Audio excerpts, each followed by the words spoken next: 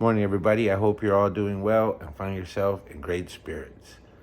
This is a follow-up video to the moral dilemma video where I talked about some folks in San Diego who donate a bunch of valuable archaeological and cultural artifacts back to Mexico. So I went back to the antique store and bought the piece I mentioned in the video, and this is it. On the bottom it said Setal deity, and so I thought this was a sculpture of Setal, but I ended up learning that Setal are a group of Mayan people who live in Chiapas. That's mostly where the Setal people are from. And I also watched a lot more videos about determining authenticity.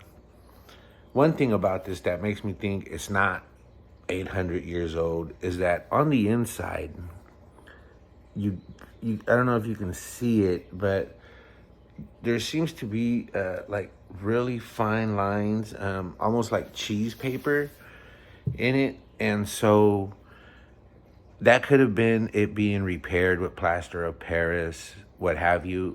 Again, I don't know. I've been running a lot of tests on this to determine the authenticity, and then I learned something else. So I've gone down quite the rabbit hole.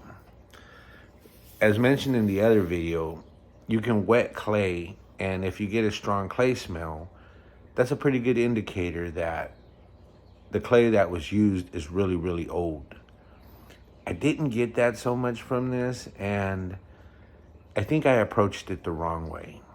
I approached it wanting it to be a genuine Colombian artifact or pre-Columbian artifact.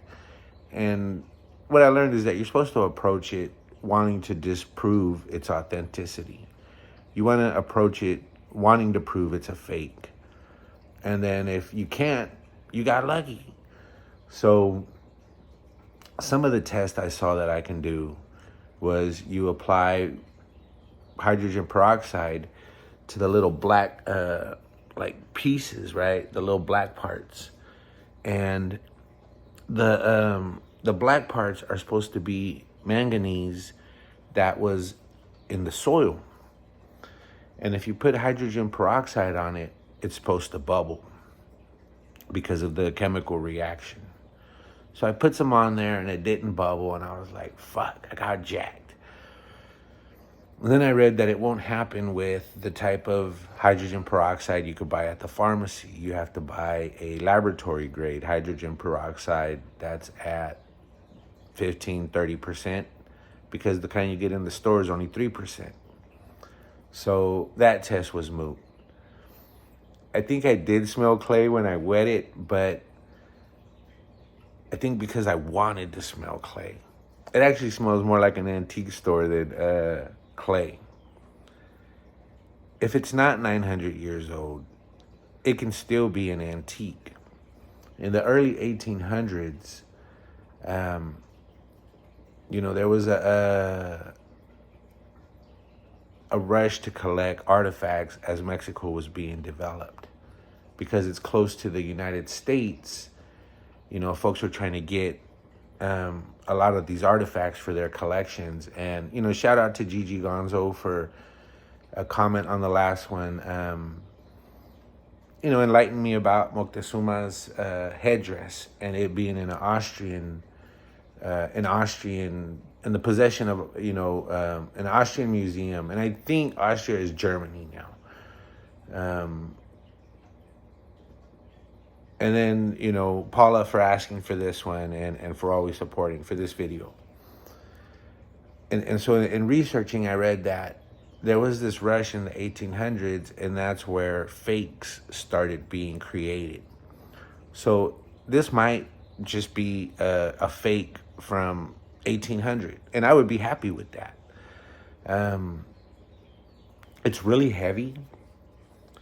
And when I buy the hydrogen peroxide, I'll apply it to one of these little, like where it's blackening, and that should bubble. That would be a good sign. If I'm not mistaken, this is for capturing like blood. When like say an animal sacrifice, they would capture the blood in the vessel there. And I don't know if that's necessarily the case here. I just read that a lot of these things are created with vessels in them, and that's for catching blood during ceremonies.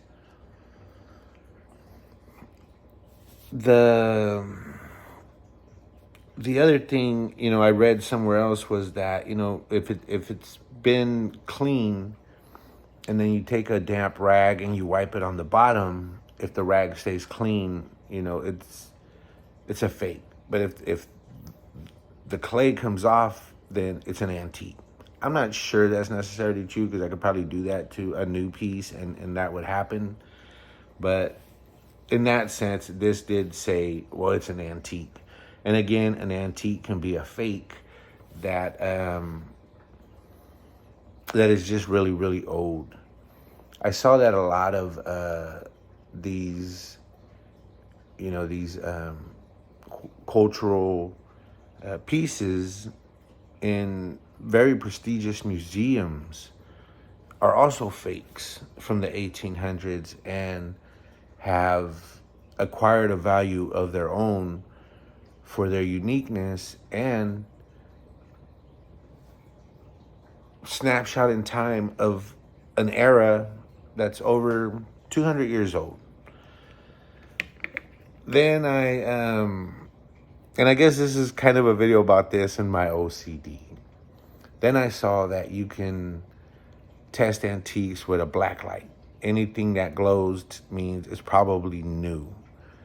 If you get antiques paintings and you hold it under a black light, the parts that should fluoresce are the newer stuff. You can do it with glass and painting. So I put this up to a black light and it just absorbed all the light. There was no glowing or anything to it. And then I went back and checked, and the black light didn't apply to pottery. So I've gotten a lot of mileage out of research. I've learned a lot more about Mexico. Just trying to determine the authenticity of this piece. I'm grateful for that. I'm happy just for that. I don't know if this is an authentic piece. I didn't get the clay smell. And then I watched another video, and it said, well, that really doesn't happen with Mesoamerican clays because it's denser and it doesn't absorb as quick. And one museum would say one thing, another museum would say another. So I'm still not sure. I'm starting to lean towards it being a fake archaeological find, but one that might be 100 years old or 200 years old. I don't think it was buried for a long time. And so I'll stop there and just start kind of sharing how it looks with you. It's incredibly heavy. The back is not as ornate as the thing. This is, Cetal Indian Leighton. I think he might be the person that was selling it. But here it should be good because you can see a little chip there, and that will probably be what helps someone identify it as old or not. The black markings don't seem to look like paint as much as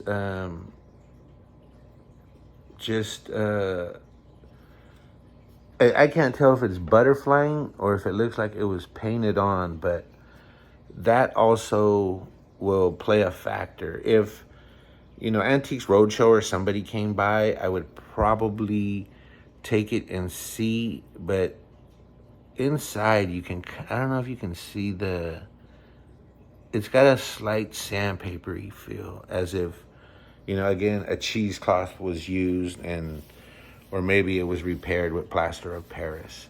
So, but I did get the piece. I really, really like it. If it's authentic, when I graduate from law school, I will probably split my time between the United States and the Yucatan, and then I'll take it with me and give it back to the people there. So that said, this was my little attempt at preserving La Patria, as Paula said, and I'm happy with it. I'm happy with it. I think it's pretty cool. And so I hope you guys have a great weekend and much love.